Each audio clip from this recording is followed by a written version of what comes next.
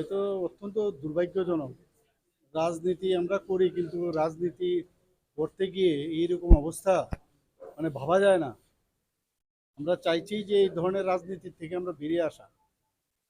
আজকে মাননীয় প্রধানমন্ত্রীজির, আপনারা সবাই জানেন যে ওনার 124তম যে মন কি বাত অনুষ্ঠান ছিল, সারা ত্রিপুরাতে হচ্ছে, সারা ভারতবর্ষে হচ্ছে।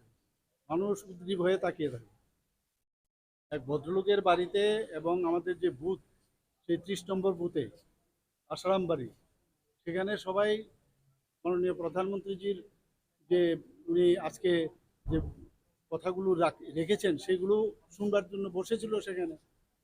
এবং আমাদের নিয়ম অনুসারে যে প্রতি মাসের শেষ রোববারে সেটা হয়, তাই শুনছিল। হঠাৎ করে এই মথার কিছু লোক এসে আক্রমণ করলো, এবং যে বাড়িতে সেখানে তো ভাঙলই। প্রায় আমার কাছে যা খবর আছে 9টার মতো সেই মোটরসাইকেল ভেঙেছে, দুটো গাড়ি ভেঙেছে। এটা কি হচ্ছেটা কি অদ্ভুত! এই রাজনীতি তো আমরা চাইনি।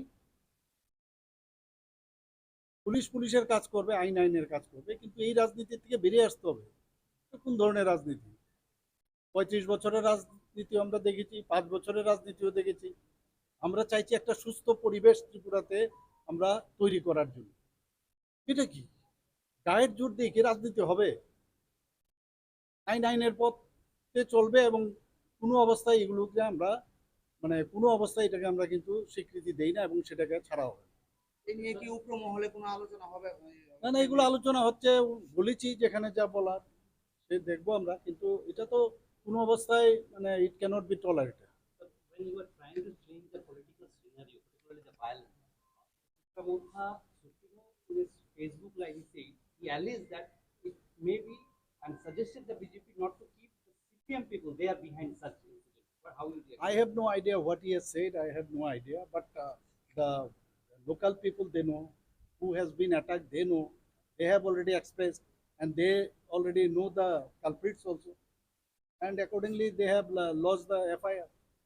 Accordingly, the police will take their own course. There is no problem. As of now, I have no idea, but I think there would be. Pradyut বাবুর সাথে কোনো কথা না, আমার সাথে কারোর কথা